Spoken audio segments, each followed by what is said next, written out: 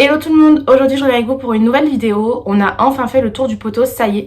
Du coup je voulais vraiment venir partager ça avec vous, vous expliquer un petit peu qu'est-ce qu'on a pris comme papier, où est-ce qu'on est allé, comment ça s'est passé.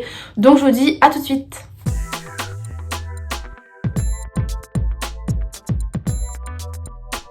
Du coup comme prévu je vous retrouve. Alors déjà faut savoir que nous on avait loué une voiture parce que on n'a pas de voiture.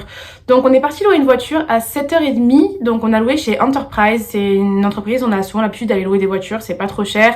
Voilà, c'est souvent des bonnes voitures. Donc bon, on est parti là-bas. Donc on a décollé de Montréal vers 8h, voilà, le temps de faire tous les papiers et tout ça. Donc nous on a décidé de partir à Stansted. Donc pourquoi Stansted? Parce que déjà il y a une meilleure réputation que Lacolle. Ils ont pas de quotas, les plages d'ouverture sont beaucoup plus larges. Voilà, et c'est vraiment le fait qu'il y ait vraiment une meilleure un meilleur retour en fait de là-bas, parce que Lacolle on avait quand même pas mal de mauvais retours. Il y a beaucoup de gens qui disaient que ils avaient pas eu leur permis de travail, ou alors qu'ils avaient été mal reçus, tout ça. Donc bon, on s'est dit pourquoi pas aller plus loin, parce que du coup Stansted c'est à 2 heures de route plutôt qu'à Lacolle qui a 1 heure, mais voilà, dont on a entendu pas mal de mauvais retours. Du coup on est parti, voilà, donc on a fait la route. Franchement sur la route ça allait, parce que bon on essayait tant bien que mal de pas trop y penser, de voilà, de penser à autre chose, tout ça. Mais c'est vrai que quand on est presque arrivé, on commence vraiment à flipper. Voilà, nous quand même on commençait vraiment à limite à trembler, on n'était pas trop bien. Moi je commençais limite à avoir chaud, j'ouvrais les fenêtres et tout, voilà, j'étais pas bien du tout. Parce qu'on se dit bon on joue un peu notre vie ici quoi, en gros si on l'a on reste, et puis si on l'a pas on rentre chez nous. Donc voilà, on était vraiment stressés. Du coup on est arrivé du coup à la douane donc américaine. Donc en fait quand on arrive c'est une sorte de comme de péage en fait, avec voilà quelqu'un qui est dans une cabine, et on reste dans notre voiture. Donc on est arrivé et franchement on a été reçu par un mec super gentil, mais vraiment il était adorable. Du coup il nous a demandé qu'est-ce qu'on venait faire là. Donc on lui a dit que c'était pour le tour du poteau quoi. Donc on a dit flagpole. Donc on a essayé un peu de baragouiner en anglais, mais bon notre anglais est pas fifou, ni moi ni Kev, donc c'était un peu compliqué. Mais voilà, le mec a bien compris qu'on parlait pas trop bien anglais, donc des fois il faisait Google Traduction, tout ça. Enfin vraiment super gentil. Il faisait des petites blagues, il essayait de faire des petits mots français, tout ça. Donc il nous a mis hyper à l'aise. Donc déjà de ce côté-là on était rassurés, parce qu'on nous avait vraiment dit que voilà la douane américaine, vous allez voir c'est chaud, nanani, ils sont archi durs, ils vous font peur et tout. Et franchement nous pour le coup ça allait quoi. Donc du coup on lui a donné les passeports. Après il nous a dit d'aller nous garer un tout petit peu plus loin. Donc voilà, on est parti se garer et de revenir après à pied à l'intérieur du poste frontalier quoi. Donc on est revenu, il nous a rejoint, il nous a fait nos données biométriques, il nous a fait la petite photo, tout ça. Bon et voilà, il a fait des petits trucs sur son ordi, tout ça. On a attendu genre peut-être 10 minutes et ensuite voilà, il nous a dit de le suivre. Donc on est remonté dans notre voiture, il nous a accompagné jusqu'à la sortie et voilà, il nous a donné le passeport et le fameux papier comme quoi on n'est pas autorisé à rentrer sur le territoire américain, donc justement pour pouvoir retourner à la douane canadienne et du coup faire ce qu'on appelle le tour du poteau. Du coup arrivé à la douane canadienne, c'est un peu rebelote, voilà, on passe par cette sorte de péage, donc avec toujours un agent du coup voilà dans une sorte de cabine quoi. Pareil, il nous demande qu'est-ce qu'on vient faire là, donc on lui a dit qu'on venait faire le PTO, donc là évidemment c'est plus simple puisqu'il parle français. Pareil, donc il nous a dit d'aller nous garer un petit peu plus loin. Et de revenir encore une fois au poste à pied. Donc arrivé dans le poste canadien, là tout de suite du coup au comptoir il y a un agent qui nous demande encore une fois qu'est-ce qu'on vient faire là. Donc on lui dit. Donc là il demande directement à Kevin qu'est-ce qu'il fait comme job. Il lui demande aussi depuis combien de temps on est ensemble. Et après il nous a aussi demandé si on avait un avis d'imposition en commun ou à la même adresse, tout ça. Donc voilà, en tant que preuve de conjoint de fait. Donc on en avait une, du coup je lui ai dit qu'elle était dedans. Du coup il m'a demandé de lui donner carrément tout mon classeur. Donc après je savais qu'il allait prendre tout le classeur parce que j'avais déjà entendu des choses comme ça.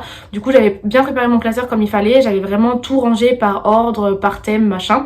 D'ailleurs à la fin de la vidéo je ferai une petite liste de tous les documents qu'on avait pris. Donc du coup je lui ai donné directement mon classeur et il nous a dit qu'en gros il allait passer tout notre dossier à un agent et que s'ils avaient plus de questions ils viendraient vers nous pour nous les poser, mais que du coup en attendant on devait attendre et qu'en plus ce jour là il y avait un peu d'attente. Donc du coup on est parti se poser dans la salle d'attente qui n'est pas très accueillante, on va pas se le cacher. Devant nous il y avait du coup une famille, donc les 2 parents avec leur fils et un gars tout seul, voilà, un jeune tout seul. Donc voilà, on s'est posé, on a commencé à attendre tout ça et en fait on s'est vite rendu compte que ça allait prendre énormément de temps parce qu'en fait la famille ils avaient des soucis. Donc de ce qu'on arrivait à comprendre en fait le père n'habitait pas avec la mère ou un truc comme ça, et du coup comme ils habitaient pas ensemble, les agents considéraient qu'ils étaient pas vraiment conjoints de fait, tout ça. Enfin bref, c'était un peu compliqué. Du coup ça a pris énormément de temps, au moins 1 heure voire un peu plus. Et du coup après il y avait encore le jeune pareil, il avait pas l'air d'avoir de soucis mais ça avait pris énormément de de temps, ça a dû prendre au moins 45 minutes, 1 heure, donc franchement c'était hyper long. Franchement passer par tous les états mentaux quoi. On était au début on était super contents, on était voilà, on avait trop envie que ça se passe, que ça se termine. Après on était un petit peu angoissés, après franchement on était fatigués, après on se posait des questions, après on était anxieux parce qu'on se dit ouais mais si ça prend beaucoup de temps c'est qu'il y a un souci. Enfin bref, vraiment c'est mentalement c'est hyper épuisant. Enfin franchement c'est horrible. Et du coup donc après le jeune devant nous il a enfin eu donc du coup ce qu'il attendait et il est parti. Et du coup après ça c'est lui à notre tour, enfin quand je dis que c'est lui à notre tour c'est à dire qu'en gros voilà on savait que comme il était parti maintenant nos dossiers allaient être traités quoi. Donc du coup on a encore attendu, on a attendu au moins peut-être une demi-heure voire 40 minutes quelque chose comme ça. Et enfin au bout du coup de 2h30 je crois quelque chose comme ça, il y a enfin une dame qui m'a appelée. Donc du coup elle m'a dit qu'en gros elle était en train de faire mon permis de travail et qu'elle avait besoin de moi pour faire les données biométriques tout ça.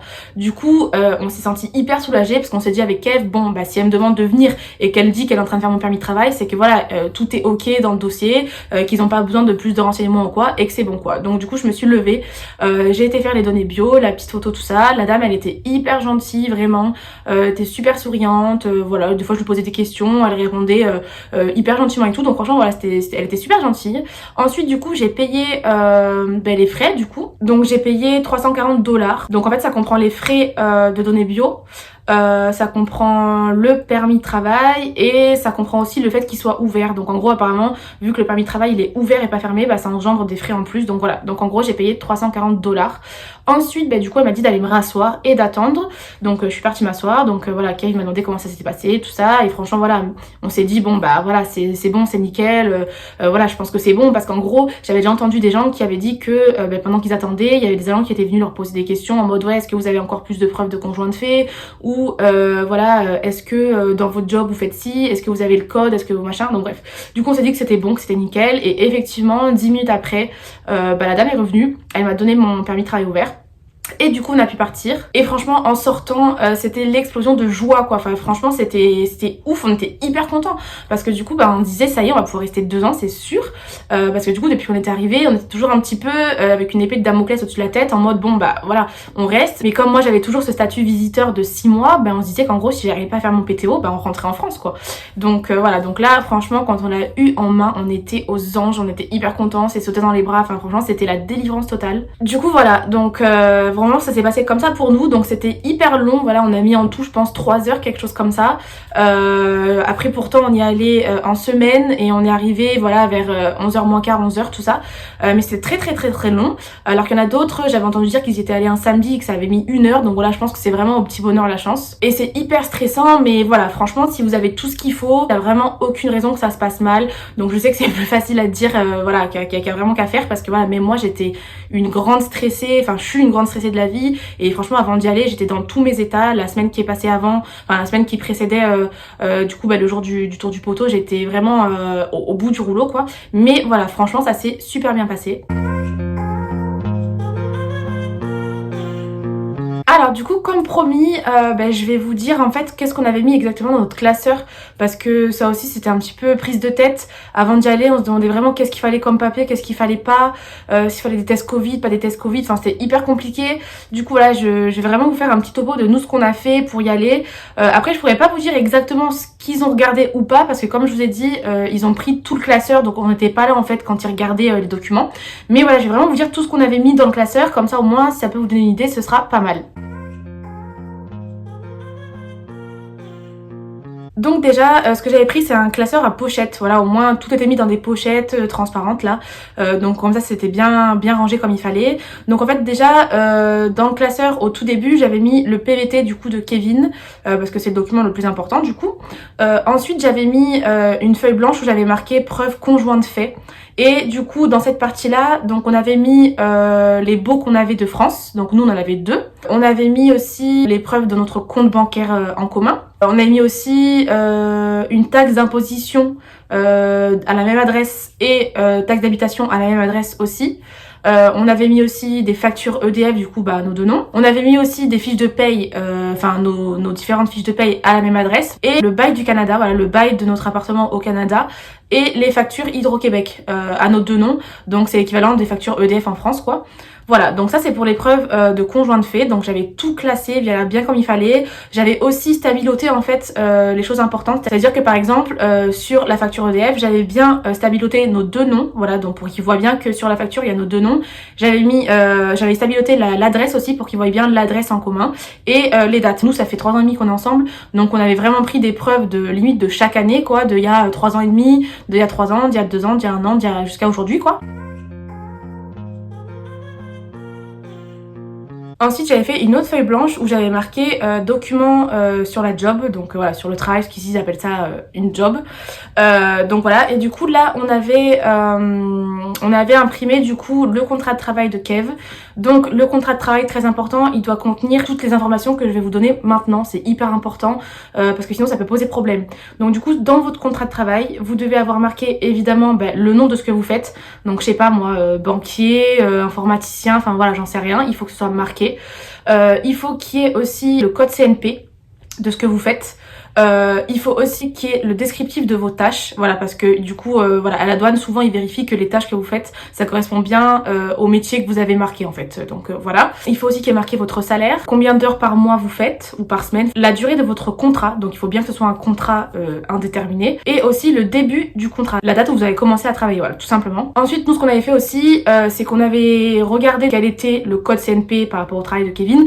On avait capture d'écran et en fait on avait imprimé la capture d'écran du coup pour la mettre avec le contrat, pour bien qu'ils voient que effectivement le métier qu'il fait c'est catégorisé et voilà, et qu'il y ait directement en fait le code, voilà, pour qu'ils aient pas à chercher ou qu'ils ne disent pas ah mais est-ce que c'est vraiment catégorisé, c'est quoi le numéro, voilà, au moins ils avaient tout directement sous les yeux, donc ça on les avait mis ensemble aussi. Donc moi je vous conseille vraiment d'imprimer le code CNP de ce que vous faites. Et ensuite évidemment on avait pris avec nous les 3 fiches de paye, voilà, parce qu'il faut 3 fiches de paye pour faire le tour du poteau. Donc voilà, donc c'est vraiment tous ces documents là qu'on avait pris. Et en parallèle aussi on avait fait du coup Arifcan, même si ça nous a pas été demandé mais on l'avait fait quand même. On avait aussi pris avec nous nos preuves de vaccination contre la Covid. J'avais pris aussi avec moi une preuve de fonds, je sais pas si c'était utile ou pas mais voilà, j'avais pris une preuve de fonds au cas où. Et j'avais aussi mis mon assurance, voilà, mon assurance du coup conjoint de fait que j'avais préalablement prise du coup donc avec Globe PVT. Pareil, si vous avez l'assurance Globe Partners en arrivant là en étant en statut visiteur, pensez vraiment à changer cette assurance là en assurance conjoint de fait avant de faire le tour du poteau, c'est hyper important. Je sais qu'il y en a qui la demandent pas, mais je sais qu'il y a des agents aussi qui la demandent, donc si vous la demandez et que vous l'avez pas, ça peut poser problème. Donc pensez vraiment à prendre cette assurance là, c'est hyper facile, ça prend pas longtemps. Par contre c'est très cher, en gros ça nous a coûté je crois 600 ou 700 $, quelque chose comme ça, mais pour 2 ans, voilà, pour les 2 ans. Donc c'est vrai que ça fait cher, mais bon, finalement quand on calcule ça fait quoi, peut-être même pas 30 € par mois, donc ça va. Mais c'est sûr que débourser tout ça en une fois c'est compliqué. Après je crois que vous pouvez payer en plusieurs fois, mais bref.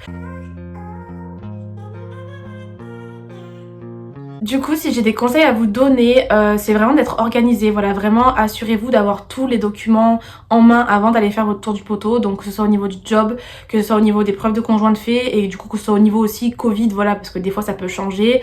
Des tests, pas de tests, Arifcan, pas Arifcan, bref. Donc voilà, renseignez-vous vraiment bien sur ça. Et du coup aussi en arrivant, soyez super sympa, voilà, soyez aimable, soyez courtois. Voilà, c'est sûr que si vous arrivez, que vous faites la gueule ou que vous êtes mal préparé ou quoi que ce soit, forcément ça va pas trop le faire. Mais voilà, franchement, si vous avez tous les papiers qu'il faut, que vous avez confiance en vous, franchement je pense qu'il y aura aucun souci. Alors après, encore une fois, moi je conseille Stansted parce que du coup c'est ce qu'on m'avait conseillé et quand j'y suis allée ça s'est très très bien passé. Donc pour la colle je sais pas, c'est juste que j'ai entendu des mauvais, voilà, des mauvais trucs, mais après j'y suis jamais allée donc je peux pas vous donner ma propre expérience. Mais en tout cas, du coup, si je dois conseiller quelque chose, c'est vraiment d'aller à Stansted. C'est plus loin, c'est vrai, mais ils sont super aimables, que ce soit au niveau américain ou au niveau canadien, et ça s'est super bien passé, vraiment. Si vous avez des questions, s'il y a quelque chose que vous avez mal compris ou voilà, où vous voulez avoir plus d'infos, n'hésitez pas du tout à me le demander en commentaire, je réponds hyper rapidement. J'espère vraiment que ma vidéo vous a aidé, et du coup je vous retrouve bientôt pour une autre vidéo. Ciao ciao!